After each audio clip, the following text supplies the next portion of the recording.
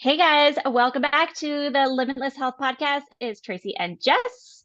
And Yes. today we have a special guest, Jeanine Tripodi, who is a transitional life coach. And she's here to just give a little bit more insight. I will let her share all the things about herself, but she wrote a book called When Shit Goes Sideways. And we talk about this all the time of the life sideways things. And when we talk best, we talk about, this bending the expectation of what it was supposed to be and extending ourselves grace and shifting the plan because life has twists.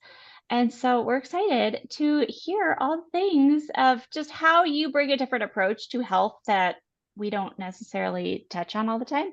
So welcome, Jeanine. Thank you so Yay, much. Tell Jeanine. us all the things about you. Yeah. It's super good to be here. So as you said, I'm an intuitive transitional life coach. I'm also a Karuna Reiki master, a hypnotist, and as you mentioned, an author. And I've been working with women for about 15 years to help them pivot with intention after divorce and life change and loss. And being a 52-year-old woman, a lot of that loss or life change is showing up in my clients by the way of physical changes, perimenopause, and the emotional and mental aspects that come with these sorts of things. So I'm sure there's a lot of crossover there too, in that it's one of the many approaches to help people really navigate these life changes, right? So the book When Shit Goes Sideways was written. Boy, I wrote that in 2019. I published it right before COVID. And it's my 7 secrets to survive life change and loss. It's sort of my roadmap to navigating changes. And it was born out of, interesting choice of words, the loss of my newborn son. And I wanted to share my experiences and connection, and it sort of rolled into how do I navigate life changes of all kinds. And so that, in a nutshell, is when life takes left turns and you're going right, how do you handle it? Yes, because there's always, there's a way, there are multiple ways that we can handle it.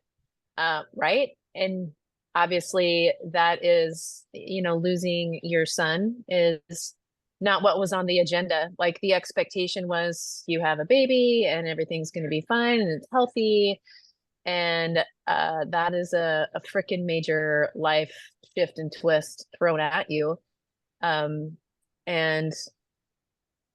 how do you want to handle yourself through it, in it, and on the other side of it? And so, my goodness gracious, woman, thank you for thanks for being brave and courageous Aw, and writing the book we can't be because crying yet. I know I didn't expect to. Dang it, gosh dang it. These kids and how they transform us, right? Our hearts and our minds and our purpose. And so holy cow, thank you for creating this opportunity in this book for us to learn and grow and navigate life twists. So amazing Yeah. stuff. Thank you so much. Yeah. Thank you. Yeah. And Jeanine, Jess can be emotional too because I don't know how much you know about Jess's situation, but she had to give CPR to her 13-year-old 2 weeks ago, right, Jess? And so, Yeah, whew, we week and have week been and a half dealing ago. with some Wow. we we have been dealing with some sideways things and so I love that you have this kind of book and resource for people because man, life can be heavy. Yeah, it sure can. I'm sorry to hear that, Jess. I did not know that. Oh yeah, there's a whole lot of stuff, right? And here we are, we three women in the midst of all of the things the expectations that we had, and life isn't exactly how we expected, but we're still showing up and trying to be our best selves in that and showing up strong and serving other people through it.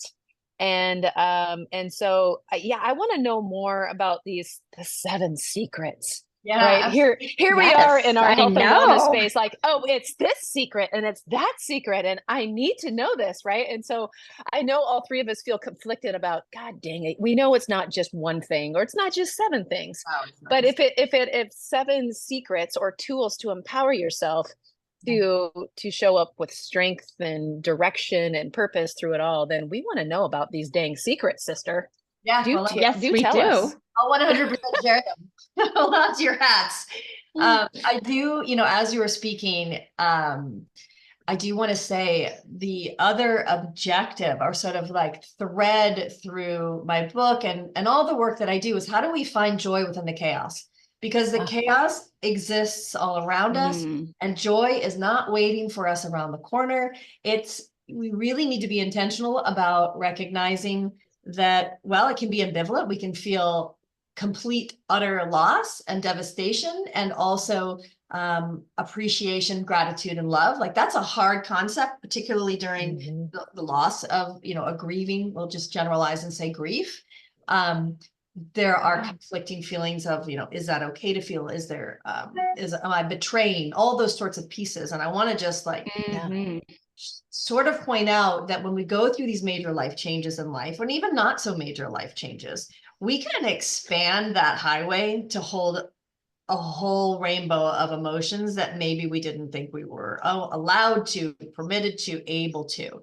So to be able to feel grief, loss, sadness, and gratitude is a really beautiful thing. So finding joy within the chaos, which kind of folds right into the first secret, which is the humanness of chaos.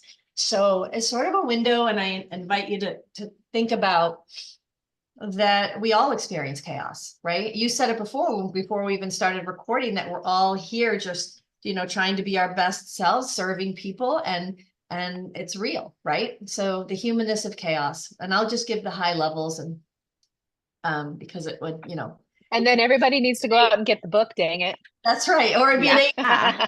or and jump onto I have book clubs, because I love to have these conversations about this with people and see how the secrets work in their lives and how they've tweaked them. But so secret number one is really the humanness of chaos and how it shows up in our lives.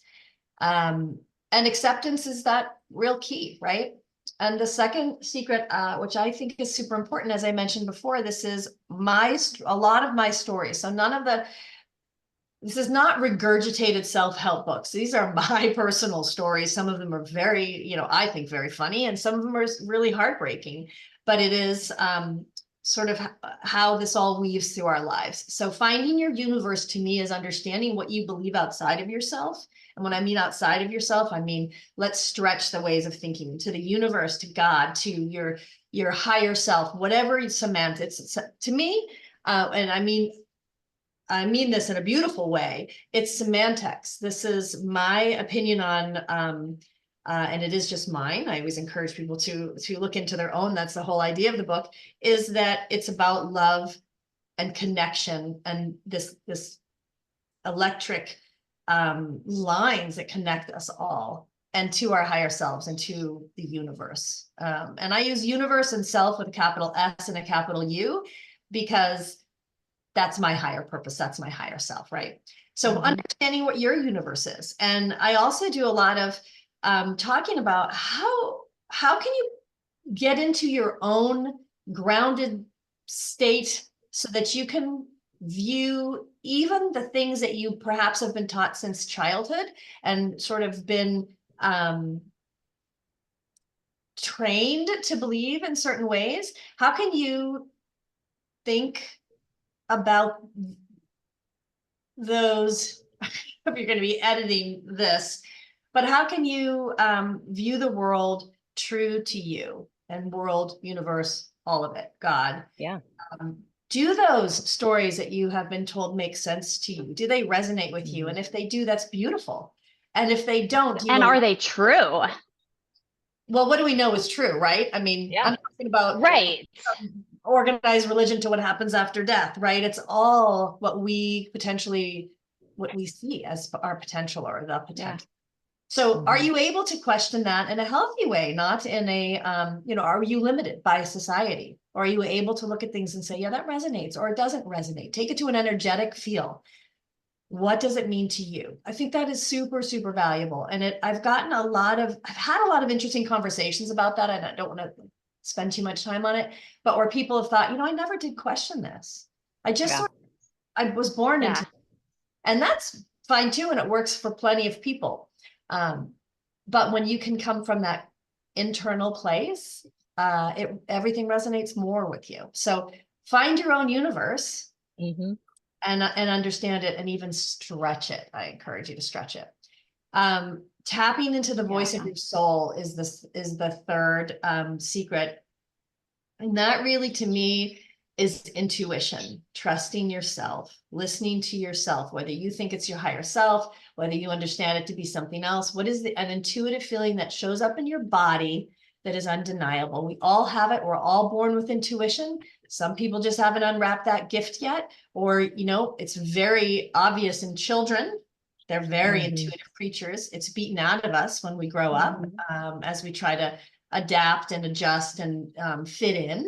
And then typically in our older years, 30s, 40s, 50s, we start to tap into this feeling again. And that's when I think really fascinating, interesting changes happen in our lives too. So tapping into your universe, understanding, or rather tapping into the voice of your soul, and asking yourself first, when you are understanding what you want in a mind, body, and soul way, you are defining your world internally versus allowing all of that external chaos and noise to dictate what your priorities are, what your values are, what your characteristics are, what your next steps are, all of it. So understanding the voice of your soul, right?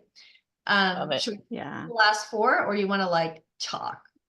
No, let's go through, because each one, just you highlighting, already my brain is reeling with a billion questions, which we don't have time to talk about, right? All of them. So then this invites us to have an ongoing conversation, because we're going to be dropping these nuggets of personal growth and expansion. I love the word expansion, right?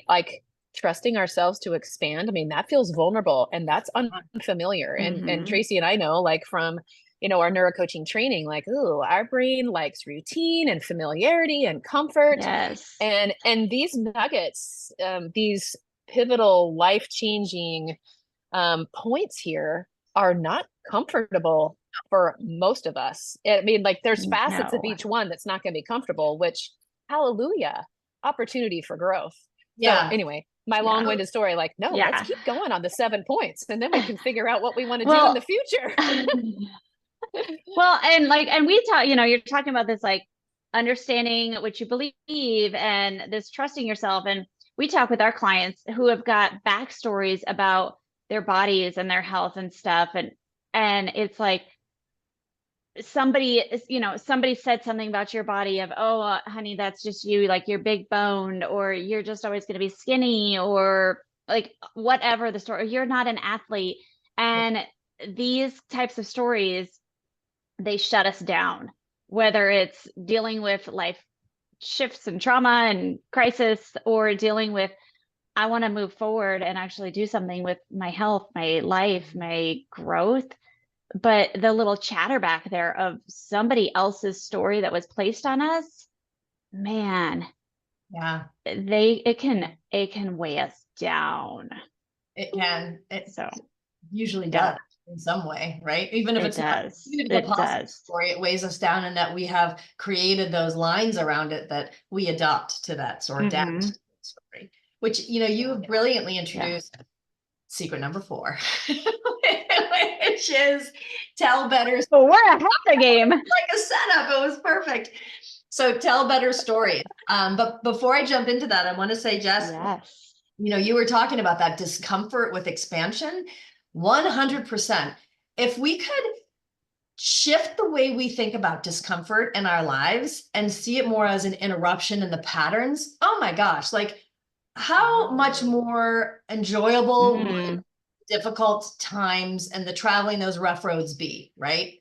when we can look at it as like, literally, I just went through this myself. Perimenopause, like crashing hormones I call it the dark days of October last year, because all of a sudden I had anxiety popping up in ways that I'd never experienced. I'm sure it was quite layered in a complex PTSD type of life that I've had, but I've also had a wonderful life. But yeah, so all of those sorts of bubbling up, creating this space of complete and total discomfort, but moving through that, like there's no stopping for me. Like, as much as I hate it when I feel that pain and the prickliness of the life, I literally physically, sometimes I think about it and just physically lean forward in an effort to get myself to sort of, let's get moving through. Because if you're not going through, you're not getting out.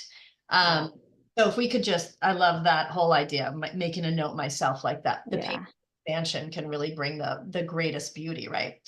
But back to number 4, telling better stories. The stories, I just did a talk about this, and I love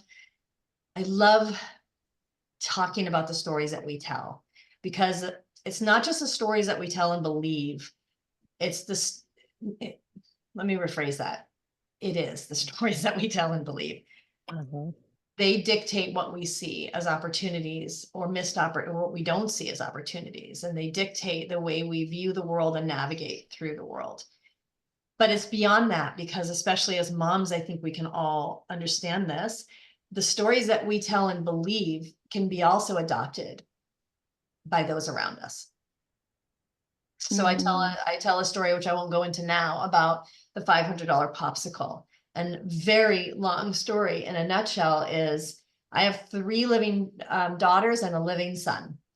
They all came, 3 of them came after my son, Max, who passed away. And so the youngest is my son. And my husband and I at the time, and I, now divorced, we had a story about little boys in hospitals, not little girls in hospitals, but little boys in hospitals, that, children are fragile and children die.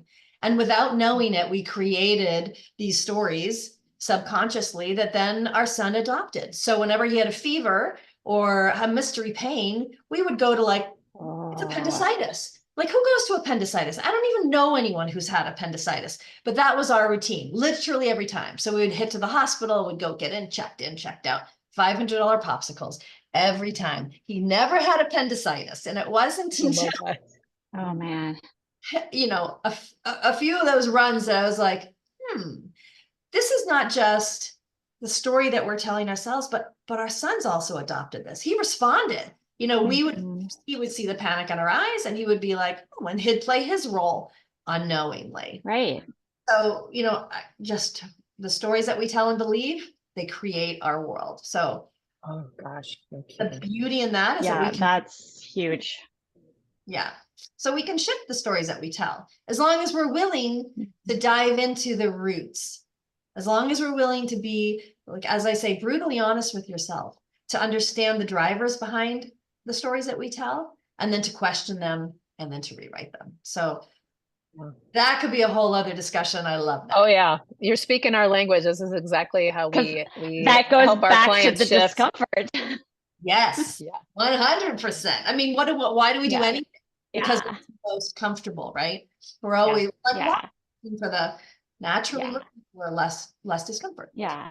And our system, our healthcare system, or every system, it's designed to just take away pain. Like, we want to flee from pain and run to comfort. And so it's like, oh, just take away the symptom, versus what you're saying is like, you gotta dig deep and dig to that uncomfortable journey and see, where is that story coming from? Yes. And I imagine, like, you're helping women not just see the physical, but also their emotional connections with it, right? Like, that must be. Yeah, it's the same thing with how you feel physically in your body, of the stories that you told your body and stories that were told about you. And that dictates how you heal, like how you feel, how your pain is, how your weight loss journey does or doesn't happen. So many factors. Why your chronic pain just always pops up every time this happens. It's amazing. You know, I remember talking with you, Tracy, years ago, like 6, 7 years ago. I had chronic, I don't know if you remember this because you've talked with a lot of people, I'm sure, but I had chronic tailbone pain. And I do remember that. so by the way, I don't have it anymore. I went through physical therapy. I did intra therapy, however that's called. I don't, where all of the stuff. I tried everything except I didn't want to numb it with medication, but I really tried everything. I had x-rays and MRIs and nothing was wrong with my tailbone. So as an energetic practitioner, I was certain from the beginning that it was my root chakra. And if you understand about your chakras, your root chakra is security and safety. And I was going through my divorce, actually. So it happened about a year before I divorced, left a 20-year unhealthy marriage. So no surprise to me in that sense, but I needed to deal with it, not just emotionally and energetically, but also quite physically. Because while things, my world, as I understand it, things begin in that energetic field, and then they show up in the physical if you haven't paid attention to them and treated them, right? So we do have to treat all sides of it. Plus, if you've only treated the physical and you still have the emotional, record playing, you're just going to keep bouncing back and forth. I don't know. I just brought that up because we talked about that, and I'm like, oh, I can do sit-ups now and not totally in pain. I love it. So see, this is awesome. that's a whole other podcast for us, because I guarantee, I mean, I know personally what my body has been going through with our health stresses, with our daughter's genetic heart condition. I've been sick. Yeah, I get what I called my headaches, but now I know they're toxic headaches, and it's becomes toxic to my body, energetically, and then also biochemically from the stress. And so, yeah, like we need to do a podcast on that, because I would love to know more about your chronic tailbone pain. How many women have I heard about this chronic tailbone pain and they're not sure where it comes from? And the whole energy piece, I know, guys, it sounds like you need to go to Sedona and go in the vortex and sit with crystals. But quantum physics is quantum physics. All right. That is created. Energy is neither created nor destroyed. It gets stored, it gets harbored, it resurfaces in different ways, just like you talked about. So, yeah, I'm very intrigued. I want to know your story. Oh my gosh, we have lots to talk about, because yeah, I don't want to digress, but that's brilliant. And there's so many, I'm like editing myself. There's so many things to say. Exactly. Okay, we're what number are we on? Number 5. 5? Secret number 5, baby. Gather your tools. Gather your tools. And particularly at a time when your life is more calm, what sorts of resources and tools do you have available to you? It's all about exercising those muscles so that when you need them, they're there, right? Is it, excuse me. Oh, yeah. Oh, yes. It really spans through. Yeah, so that you can handle and shift and not completely fall apart. Exactly. And so that depending on what you're going through, you remember that you have these tools in all facets of life. So I talk about the 5 soul centers, and they're really the 5 areas of life that I ask people, and there's exercises at the end of each chapter, and I ask people to reflect on those soul centers and how these secrets show up in them. And the tools is a really big, well, they're all relevant, but the tools area is an interesting way to think about it, because I would ask a client, hey, what tools do you have? And they say, well, I got a great supportive spouse. So I'm like, that's amazing. What else do you have? I've got great supportive friends. Brilliant. Good. And a family. Excellent. Like, so valuable. What else do you have? Like at work? What else do you have in your physical body? Are you taking care of yourself? Are you drinking water? Are you exercising? Are you addressing those needs? Do you have access in which to do that? Maybe you just really need a ton of Haagen-Dazs ice cream. Like, sometimes that tool that we use, let's be right. You're like, well, no, let's be real. In moderation. I'm all about it, but right. All of these things, right? I actually asked a couple thousand people what their input was, like what tools they use. And I got some of the most interesting answers that made me really stretch my mind. Like, oh, that's right. It doesn't have to just be those tangible tools. It could be everything from, I think somebody said Sour Patch dinosaurs, like sort of that brought her back to a time of her childhood where she felt safe. And so, you recognize that and you can utilize little bits of that. Also, a walk in the park, feeling the leaves under your feet crunching, all of these experiences that we have can bring that present in the moment sort of relief, but it can also trigger in a beautiful way, hopefully, these past experiences that we've mapped in ways that we can use those tools too. If that can resonate. I love like framing that as tools, right? Like we know the word resources. Yeah. But tools has more action behind it, right? I mean, you can have tools in the toolbox and they just sit there and they have potential, but like grabbing one and using one and implementing it for like the power that it has to help you assist in remedying, having a solution or solving a problem. I love the action of tools and tools in supporting yourself, taking care of yourself. Again, I love how it implies taking action. We know we should do self-care, blah, blah, blah, blah, blah, blah, blah. We know we should drink water. We know we should eat nutrient-dense food, blah, blah, blah, blah, blah, blah. We should. But it really is taking action in supporting you, your best body, your best mind, your best soul, and your best purpose in navigating life.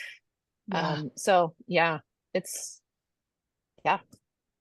One of the, an interesting tip that I could give like clients, and maybe you already do this with yours. It's when you're in the moment, when you're in a stress response, you can't think your way out, right? So we just have to get out of that physical stress response, whether it's an anxiety attack, whether it's that rolling, slow stress response that's been, building and modulating the behaviors over days and days and days. How do you get out of that physical response, the heart rate, the circular thoughts, or however it is? I'm sorry, I'm tongue-tied today. Yeah. Addressing that, pausing the physical response, then you can begin to think. Now, it doesn't necessarily mean that your thoughts are going to be clear because you still have, in the middle of it all, right? So what's super helpful is to journal when you have an opportunity to feel very grounded and present, maybe post one life shift and pre another, because we all know that they are just constant, right, in our lives. And writing down what worked and what works, but not just that, not just like, I need to eat healthy, I need to exercise, I need to take that walk. How did you feel after that? Really tapping into the feelings. Yes. We will speak things and we will, verbally regurgitate, and that's fine, but it doesn't resonate until it resonates with your emotional body. So how did you feel? Oh, it's a game changer, right? Now I have my list, and I literally have a list that sometimes I look back on, because if I'm in a massive stress response, or my kids are dealing with something super stressful, or I'm being triggered by, all of the triggers that we all have, I can look back and say, yeah, I want to feel like this. I got here last time, I can do this. Because I will be honest, I love exercising and I love working out. And it is also the first thing that I am willing to give up when I'm stressed. It's the most ridiculous thing. It's self-sabotaging. It's the one thing that makes me feel consistently better. I've never felt worse after a workout. I've always only felt better. So why is that a self-sabotage piece? Until I wrote down how I feel after a workout, I got chills. I feel empowered. I feel clear. I feel excited. I mean, even in the depths of chaos, I feel all those things. So now I go back and I'm like, yeah, I need to feel those things again. And it gets me out the door, whether it's a walk or going to or whatever. So really tapping into how you want to feel. Yeah. The feeling piece, Totally. we can easily just move through life, and we have emotions, but are we feeling and recognizing those emotions? I'm learning this personally. I mean, literally, I am like connecting to self, naming what the crap it is that I'm feeling and experiencing. And I think that's powerful when you're talking about, oh, get the journal out, sister, and write this down, right? Because we have an opportunity to learn from that experience, and going one direction or the other. Am I going to go down the trail of junk and self-sabotage and a toxic headache, or can I reroute and I can choose, choose joy, right? Ultimately, it's choosing joy and the alternative, because we have the alternative. We have two choices in any given moment. Right. So yeah, Yeah. crazy. Exactly. Oh, you said something that I wanted to note on. You're exactly right. And here's where I was going. When you journal, it's in your own words. So I have worked with people who said, like, I have these positive affirmations and these lists and these books on positive affirmations, and I say them and that just don't help. And I'm like, do you feel them? Like, do they resonate with you? Right. And if they don't, and they don't speak to you, you're just reading a book out loud.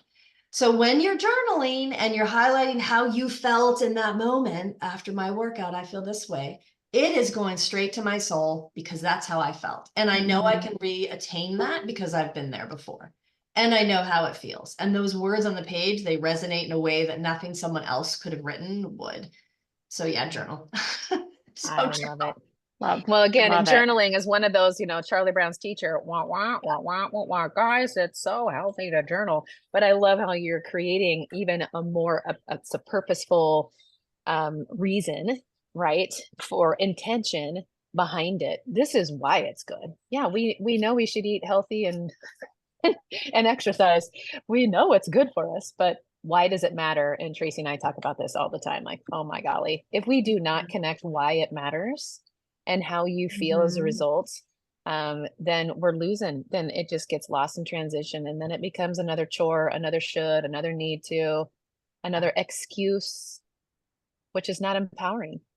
Right. Right. Yeah. And 6 is ask for help. So 6 is asking. Oh, yeah. So many of us don't know how to ask for help. And when I say that simple phrase, ask for help, I would guess 65 to 70% of your listeners are going to think, well, I can ask someone to make me a meal if I'm sick, or ask for help. I mean, really ask for help. But in being able to do that, you have to know what it is you need, which is, again, oh my golly. Oh, my God. That's the thing. I know I need help, but what do I need help with? Yeah. So, again, another podcast on that one, right? Oh my God. Jeanine, I totally feel like I need I need your book, but the whole ask for help, like, again, intuitively, and like, oh yeah, we know we should ask, right? But being self-sufficient creatures, we're successful, we're independent initiators, and that I got this. The connecting to ourselves of what do I need? What do I need? And acknowledging, crap, I need help. What does that look like? Oh my goodness, I don't know. I usually do it all myself. So like getting totally connected, again, it's another emotional place that feels uncomfortable. Hugely vulnerable. Hugely vulnerable, right? Yeah. It's easy to say, I could really use some help. Could you watch the kids? Or could you, bring a meal? Those are easy asks, right? What about, I need to just cry and I need you to sit on the couch next to me. Or I need to be held. Right?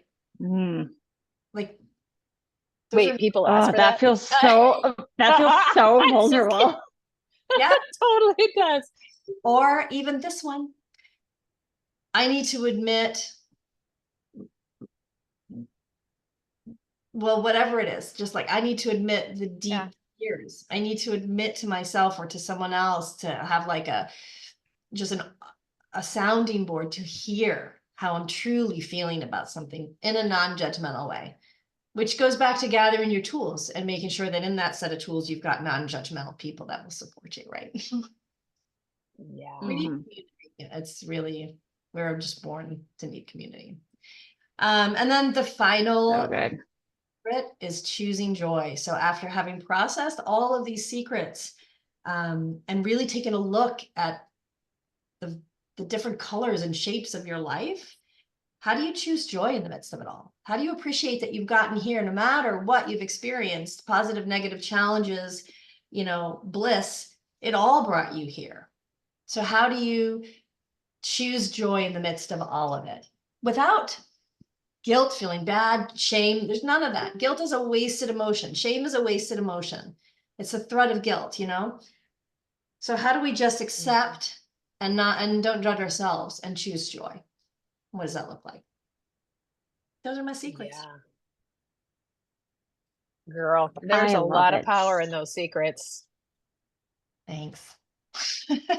Yes. They're different. Every I'm like, wow. So I feel so like, I don't know. I feel excited. yeah, me too. Recently I'm working with a coach myself because coaches need coaches. I'm sure you know this, Jeanine. yes. And she was talking about this story, like reframing a circumstance, a situation, right? That is it good? Is it bad? I don't know. Right? Like we as a society, right, we make judgments. It's black, it's white, it's good, it's bad. And so just, there's a whole story. And of course, it's this sequence of events of, this happened and is it good? Is it bad? I don't know. And then because of the result of that situation, then there's another situation that happens. And then is that good? Is that bad? So just, I wish I could I mean, it's on my phone and I'm zooming on my phone, so I can't think of it. But anyway, this whole concept is it good? Is it bad? I don't know. And so, sorry, here's my brain train. I was thinking about you and these 7 secrets and how powerful they stand with power by themselves, but they become empowering when we decide to utilize them, right? Yeah. And take action with them. And you know what? They came out of a tragic event. It was not the expectation for you to lose your son. Right. And we often say, I'm so sorry for that XYZ, right? And there is a human emotion of like, oh, it's a heavy, like, of course we would never want that. We don't want that loss. I don't want our girls to have a progressive genetic heart condition where they might end up with heart transplants and ultimately die. Like, what? We all know we're going to die, and so I would say, I'm sorry for you losing your son, but I'm not sorry for you losing your son, because these secrets are life changing if we want to utilize them. So is it good? Is it bad? I don't know. We get to choose. It is. Yeah. And sometimes it just is. And I resonate with what you're saying. And it's funny because I was going to share this and I'm hesitant to share this sometimes, but I'll think you'll understand it here. I would never have chosen the path to losing my son, Max. Never in a million years. If I could change it, I would. If I could have gotten that C-section when my intuition said get a C-section, I would have done it. But I can't, and I didn't. And because of that life experience, because of my son, Max, so many lives have been changed. And I'm not, and not just like because I wrote the book, like literally the physician that helped us, his life was shifted. My parents' life was shifted. My ex-husband's and his families and everyone who's known him, my children who came after him, all of us have been rippled. And I don't just mean the $500 popsicle, but in positive ways. And just as I said I mentioned this in the book, I went to this wonderful support group for families who've lost babies. And I remember saying to the leader, like, will I ever feel joy again? And I really did like expect her to go, no, I'm sorry, you're just never going to feel it again. And she actually said, I have heard that people feel it more deeply than they would have before. And it's so true. Like, my spectrum of colors in my world has expanded and continues to expand. It's like my pendulum swings farther. Again, wouldn't have chosen it, would choose a duller sort of joy to have my son, but I won't say it is what it is. I don't like that expression. I will just say that it is. And so you either deal with it, accept it, and live with it, not move on. You live with it. That's how life is. Yeah. Yeah. I love it. That was That's a beautiful story. Wow. Thank you. Yeah. Jeanine, I feel like we could go on. And so I'm like, we might need to bring you back and talk more. I love it. Yeah. I love it. And my, Because this is a piece of health. So this is great.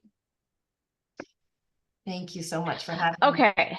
Yes, my, We will put in the show notes how to find you, but where do you hang out most? so I know sometimes you like social media and sometimes you don't. yeah, no, I'm so bad like that. You can find me at JanineTripodi.com, which will always have like sort of the current events. I do offer free workshops and master classes and things like that. I am on Instagram as Jeanine Tripodi. I'm on Facebook as Jeanine Tripodi Coaching. And my podcast is Babe Take a Seat, which can't wait to have you both on too. Ooh, I like Oh the my name. gosh, I'm so excited for you. I do too. I love that name. Yeah, thank Yeah. Is it officially out in the world? you. It will. Is this podcast officially launched yet? It will be when this goes live, yeah. And I do want to mention that When Shit Goes Sideways is available on my website and through Amazon.com. So if anyone's interested, they can grab a copy and sign up for free talks that I do about that. I love it. Awesome. Yeah, because Okay, we're gonna I mean, I link love all the title of it things. because you know what? Shit's always going sideways. And again, there's a judgment piece, right? Shit, is it shit? Is it not shit? I don't know. Well, I'm from Boston, you know, so that's how we talk. I love it. I It love is. It just is. It is. Thank you. I had to tell my kids because my kids are here today since we're on summer break, and I had to tell them what the name of your book was before I started having a potty mouth today. And I said, listen, it's the name of her book. So if I'm saying things, That so is I so prefaced funny. it to my children Yeah, there's always so that they didn't judge me later for my mouth. oh my goodness, yeah. There's next to all of the guest podcasts that I do and stuff. And so anyway, again, I'm funny. It's okay. Hey, you're being authentic to who you are. Exactly. Okay, so Jeanine, we finish every podcast with what are you loving? Something that's supporting you, your health, you. Yeah. What do you got? You got anything? Yeah, I didn't want to prepare because I wanted to see what my first response would be. And here it is, acupuncture right now. Acupuncture has been probably one of the best body works that I've done in the last year. Helped me with my anxiety, my stress, the perimenopause, my body aches, acupuncture. So Awesome. Yes. I have yet to do acupuncture, but I'm curious about it because oh my gosh, I know. I've got an incredible person. So if you're interested, I'm actually headed there. Oh, yay. Good for you. I love it. Taking care of you, taking action with your tool of acupuncture. That's right. That's right. Well, what Jess, I'm loving, are you loving anything? I mean, it is life-changing for me.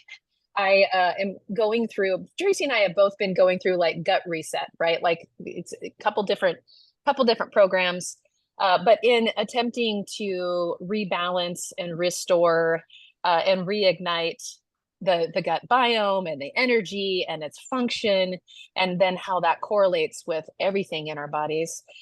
My program has supplements with it, all natural supplements that support different functions and processes.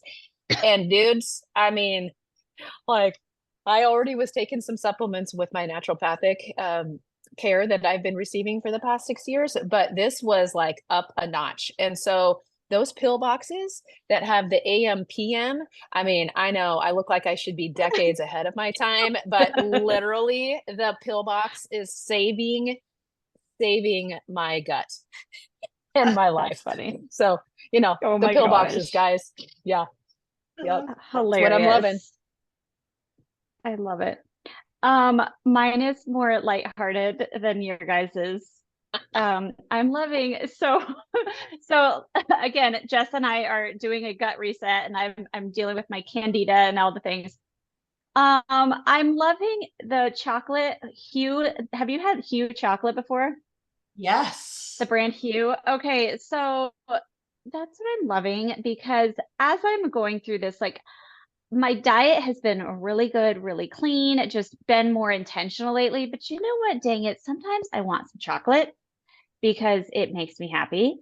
Mhm. And I love the Hue chocolate because it doesn't have like the seed oils, it's organic, and it doesn't have the refined sugar. And so it, for me, it's just like all I need is a tiny little square, and it just resets my system on those days to eat chocolate without bothering my gut protocol. Ooh, I'm gonna have to pick one of those out. I Yeah, know I they're love so it. And good. spell Hue. Well, how do you Okay, spell Hue? it's just HU. And Oh, it's something like it has to do with like human. okay. I don't know. Their Love brand it. has to do with like human. I don't know, but they're delicious. Human All goodness. right. Well, Jeanine, thank you so much for joining us, and we will link all the things about you. And thanks, guys, for tuning in, and we will see you next week. All right. Thank Thanks, you. guys.